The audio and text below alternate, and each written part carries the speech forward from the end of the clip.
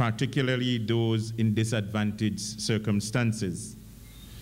As outlined in my government's 2010 budgetary address to Parliament, education for life, living and production is undoubtedly the centerpiece of the policies and programs of this administration.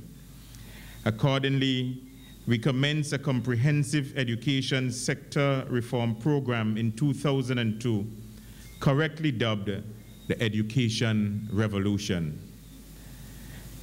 The reforms in the education sector were aimed primarily at addressing the critical issues of increasing access at all levels of education system, improving the quality and relevance of educational outcomes, streamlining and enhancing the management functions at both the central and decentralized levels within the education sector, and instituting curriculum reforms across the education system in both the formal and informal sectors. These were wide-ranging reforms and were guided by the Education Sector Development Plan and the related action plan. Between the years 2003 and 2005, the government of St. Vincent and the Grenadines, including in its education sector plan, the introduction of statutory regulations for early childhood education and for all early childhood care, including the licensing of early childhood education schools to improve the quality and increasing access to early childhood education to the young children in the country. We are currently in the process of putting into practice a set of standards for the operation of early childhood centers. To further increase access to pre-primary education, we have invested in the privately owned and operated early childhood education centers to upgrade already existing facilities, thus ensuring quality and equity in pre-primary education. Additionally, this government is constructing early childhood education centers in new primary schools. These measures are aimed at providing for a smoother transition from pre-primary to primary school. These centers are intended to target all students, including the physically challenged. We believe successful early childhood development programs requires policy leadership by the state and the multi-sectorial, multi-linkages between national, community, and family structures, and increasing assertion of child and family rights. To this end, our Department of Early Childhood Education and Development, which is located in the Ministry of Education, is a department of government which monitors and oversees the operations of our preschools.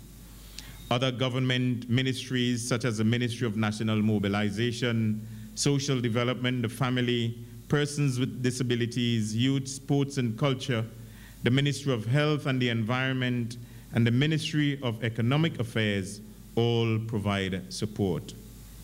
To date, our education revolution is beginning to produce remarkable successes, but we will not rest on those achievements. Our intention is to further consolidate, deepen, and broaden our policies in education to ensure that every Vincentian has the opportunity to enhance his or her quality of life by taking advantage of the various interventions in education. The estimates for the year 2010 allocated EC 129.5 million EC dollars for education. The amount of EC $104.2 million for recurrent spending and EC $25.3 million for capital expenditure. Beginning with the early childhood education, we will continue our support through funding to the Roving Caregivers Program and to the early childhood outreach and the monthly subvention to preschools. In addition, 9 new early childhood education centers were completed and opened in 2010.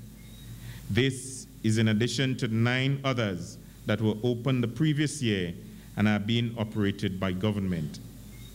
These are in addition to those in the private sector, which are in strategic partnership with the Ministry of Education. In a move designed to improve the provision of early childhood development and family support services, the permanent secretaries of the Ministry of Education, the Ministry of Health, Wellness and Environment, and the Ministry of National Mobilization participated in the historic signing of a letter of intent in support in principle of the institutionalization of the RCP concept into the Ministry of Health through the Early Childhood Outreach Program or any other suitable framework identified. It was further agreed that on receipt of the assessment from the technical consultant who would be mandated by the Caribbean Child Support Initiative to map out a strategy and action plan for the transitioning of the RCP, that this government would give its full support to its recommendations with a view to ensure the continuation of the broad objectives and hitherto of the RCP.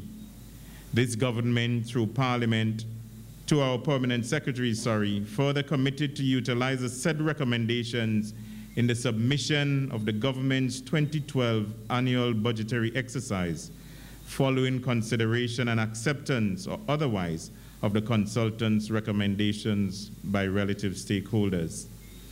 This move signals this government's commitment to increasing the scope for the effective partnership in mainstreaming good quality early childhood development services within existing state social system and structures. Early childhood development remains one of the most powerful levers for accelerating education for all and meeting the Millennium Development Goals for reducing poverty, but the government cannot do it alone. Non-traditional actors must be effectively engaged in the discourse, thinking and planning of a public-private approach to addressing the needs of those most at risk and requiring targeted and sustained support. The public and private sector will have to work more closely in efforts to leverage resources to contribute to and ensure the sustainability of early childhood development programs like the Roving Caregivers Program and the Early Childhood Health Outreach that provide support for the most disadvantaged children and their families. Such partnerships are now more critical than ever, as Caribbean governments have been operating in a context of financial austerity and have not been able to dedicate the kind of resources we would like to the early childhood sector. This difficult public sector financial environment is expected to continue into the immediate future, and therefore, any progress in mobilizing adequate financing for early childhood sector will therefore have to depend on the use of innovative financing mechanisms that will not place significant additional burdens on the public sector, parents, or the private providers. It is with these stark realities confronting us that we welcome the Foundation for the Development of Caribbean Children, the FDCC, as a strategic partner to continue the good work of the CCSI in strengthening the care environment for our young children in the Caribbean. Such a foundation that will encourage public-private sector partnership and allow private civil society entities to support the state in its responsibility to our youngest and most disadvantaged citizens deserve the support of all of us interested in the future